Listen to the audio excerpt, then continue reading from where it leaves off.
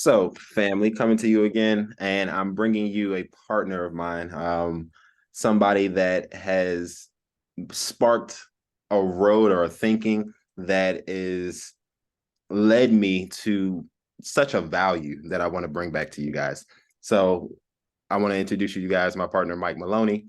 And Mike, when I first met you, you asked me a question that sparked a long line of creative thinking. What was that question? Well, what I did first was I shared a scenario with you, and here it is, everyone. Something bad's happened to you. You got very sick, bad car accident. Regardless, you're incapacitated. You're unable to make financial or medical decisions for yourself. So here's the question, Glenn.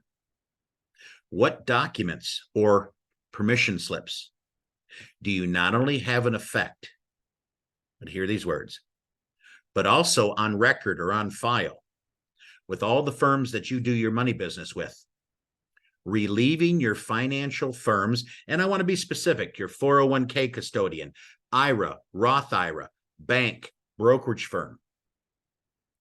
What forms do you have on file with them, relieving them of liability for allowing your spouse or another trusted family member or friend to be able to have access to your accounts, make a real estate transaction, or a medical decision on your behalf?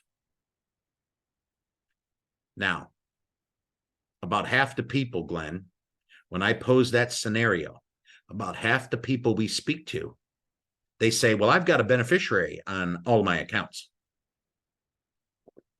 And the problem with that is I didn't say anybody was dead. I said you were incapacitated. Mm-hmm. Okay. So how does your spouse get access to your 401, Roth, or regular IRA if you haven't given him or her a legal document that allows them to access your account if you're incapacitated? Right. Right. And by the way, Glenn, real quick, let me wrap this up. The documents that would help avoid a court process, which is where that family is now, if they don't have succession documents, they're going to have to take the incapacitated person's affairs through a court process to get the permission slips, Glenn, to give to the financial institutions so somebody else can touch the money. But make no mistake about it, if there's a court process, I think we all know there's going to be a legal professional involved. And when we hear the words, we have to hire an attorney, I know there's nobody listening to this message that thinks there's just going to be a few $100s of fees. Minimum thousands. Yes, sir. By the way, the documents that would help avoid that issue are financial and healthcare powers of attorney that are durable and keep in effect if you're incapacitated. Okay. But something special needs to be done with those documents, Glenn. Your financial institutions need to know about those docs before you're incapacitated, or there's a high likelihood they won't be accepted. So with asking that question, we led down the road. What would we need to do in order to put these documents in place, set up these kind of strategies? Well, I'm going to answer that question in a serious but a little bit of humor. What we first need to do is recognize that we're an adult in this country, and every adult 18 years of age and older needs some type of succession document if they lose the ability to manage their affairs due to an incapacity. And Glenn, what I just said is estate planning is not about being older and wealthy. It's about being an adult. For example, if anybody on this call has got a 19-year-old, 20-year-old off at college that you are still providing basically for all their wants and needs, I hope you're aware that if they lost the ability to manage their affairs because something bad happened to them, if you don't have your child's healthcare and financial power of attorney, you're going to be hiring an attorney and taking your kids' affairs through a court process so that you can make decisions for a child that you're providing all the financial and more than likely emotional well-being with housing. Yep. You could be paying for all that and still not have control. Absolutely. So the first thing is we've got to accept that we need these documents, and more importantly, not only accept it, We have to want to make things easier for those that are going to come after us and handle our affairs. Okay. And the sad thing is, Glenn, the sad thing, and I've been doing estate planning work for over 3 decades, and what I'm going to share with you hasn't changed. 90% of the people that we meet, 90% that are 60 ages, 60, excuse me, that are younger than 60, 90% of them, regardless of their affluence, they don't have any planning documents. And the reason is, Glenn, is they spend too much time swimming in Americans' favorite river, which is denial, believing bad things only happen to other families and not theirs. Yes, that is true.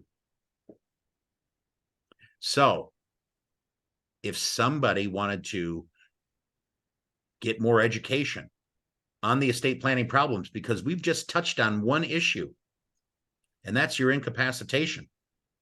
There are so many other issues to talk about. The negatives of holding assets as joint tenancy with rights of survivorship, the drawbacks of beneficiary designations on your IRA and on beneficiary deeds for real estate. Our education, we talk about probate, what it is and why it happens. And we also talk about another method of planning that is becoming more and more prevalent every month, and that's the use of a revocable trust. Yep. Okay. So Glenn, if anybody on this call wants to get more education regarding estate planning, okay, obviously they can reach out to you and they can schedule a time for both of us to give them the education. And by the way, it is just education. There's nothing to purchase. Or Glenn, I'm pretty confident are you going to include a link under this video for our upcoming educational webinar that people can attend?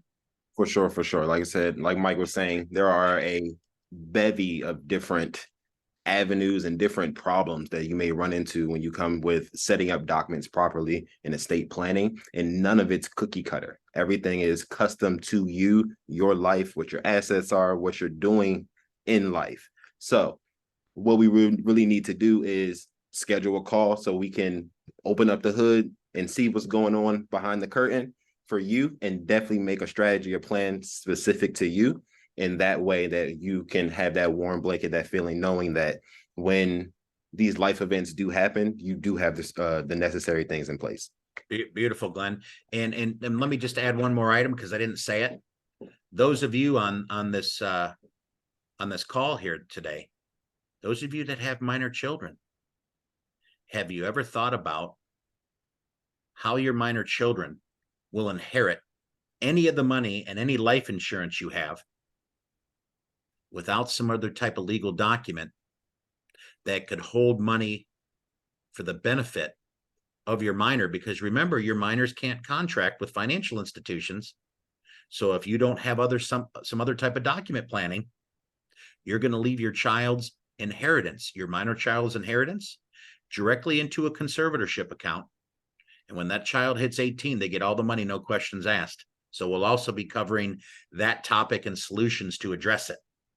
Yep. So like I said, a bevy of information that we provide, and the most important thing is the education. Take the education and do what you want with it, but it's our hopes and plans that you team up with us. We run with you in this thing we call life.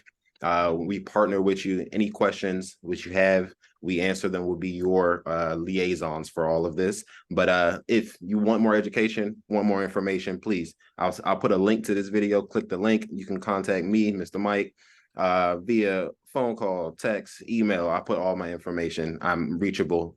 Trust me. But I appreciate you guys. Thank you for taking the time. Thank you, everyone.